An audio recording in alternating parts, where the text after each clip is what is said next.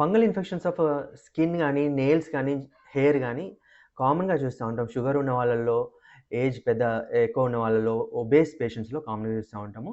ఇవి చాలా difficult to treat ఎందుకంటే ఫంగస్ అనేది స్లోగా డిగ్రేడ్ అవుతుంది. సో, ఈ ఫంగల్ ఇన్ఫెక్షన్స్‌ని ఒక్కొక్క ప్రాంతంలో ఒక్కొక్క పేరుతో పిలుస్తామన్నమాట. ఎక్స్‌పోజ్డ్ బాడీ పార్ట్స్‌లో టీనియా కార్పోరిస్ అంటాము. సింపుల్‌గా రింగ్ వార్మ్ గానీ, తామెర అంటామన్నమాట. రింగ్ షేప్ లీజన్స్ చాలా దురదతోని ఉంటాయి. ఆహ్, ఇంకా సరౌండింగ్ స్కేల్స్ లాగా చిన్న చిన్న వైట్ కలర్ స్కేల్స్ లాగా వస్తాయన్నమాట. సో, ఇవి మెయిన్‌గా పెట్ యానిమల్స్ అంటే ఇన్ఫెక్టెడ్ పెట్ యానిమల్స్ నుంచి సోకుతాయి. ఆహ్, ఇదే సిమిలర్ ఫంగల్ ఇన్ఫెక్షన్స్ గజ్జెలలో లేకపోతే బటక్స్ మధ్యలో వచ్చినట్టయితే టీనియా క్రూరిస్ అంటాము.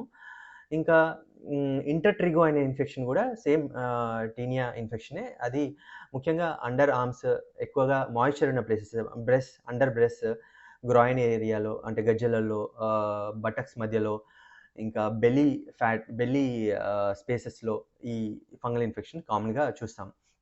ఎందుకంటే మాయిశ్చర్ ఎక్కడ ఎక్కువగా ఉంటే అక్కడ ఈ తేమ వలన, హీట్ వలన ఫంగస్ అనేది అభివృద్ధి చెందుతుంది. దానివలన ఫంగల్ ఇన్ఫెక్షన్స్ కలుగుతాయి. కాళ్ళలో దీన్ని టీనియా పీడీస్ అంటాము. మెయిన్‌గా ఇది చాలా ఇంపార్టెంట్ ఎందుకంటే షుగర్ ఉన్న వాళ్ళలో, పెద్దవాళ్ళలో, న్యూరోపతి ఉన్న వాళ్ళలో అసలు సైలెంట్‌గా సింప్టమ్స్ ఏముండవు. ఇచ్చింగ్ ఏముండదు.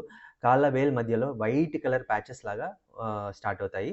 సో, ఇది ఎందుకు ఇంపార్టెంట్ అంటే ఈ సింపుల్ ఇన్ఫెక్షన్ కాలుకి సెల్యులైటిస్ సెకండరీ బ్యాక్టీరియల్ ఇన్ఫెక్షన్ వచ్చి కాలు సెప్టిక్ అయ్యే ఛాన్సెస్ కూడా ఉంటుంది. సో, అందుకే కాళ్ళని మనము షుగర్ ఉన్న వాళ్ళలో ముఖ్యంగా ఫేస్‌ని చూసుకున్నట్టు కాళ్ళని రెగ్యులర్‌గా వాష్ చేస్తా ఉండాలి. ఇంకా ఓపెన్ శాండిల్స్ వేసుకోవాలి. కాళ్ళను మిర్రర్‌లో చూసుకోవాలి. లేకపోతే ఫోటోతోనైనా చెక్ చేసుకోవాలి. షూ ఏసుకునేటప్పుడు గూడా లేకపోతే చెప్పులేసుకునేటప్పుడు గూడా చేతులతోని ఏమైనా రాళ్ళు, రప్పలు ఏమన్నా ఉన్నాయా అని కంపల్సరీ చెక్ చేసుకోవాలి. డయాబెటిక్ ఫుట్ వచ్చే ఛాన్సెస్ చాలా కామన్‌గా ఉంటది కాబట్టి.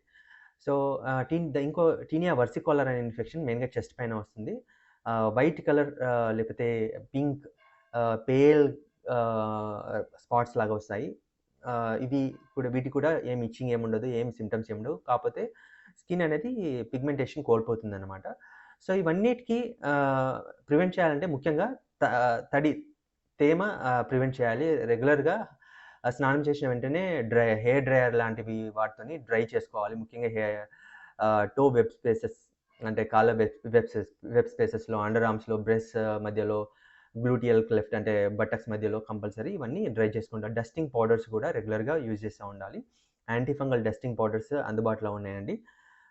అడ్జార్బ్ డస్టింగ్ పౌడర్ అని. చాలా రేర్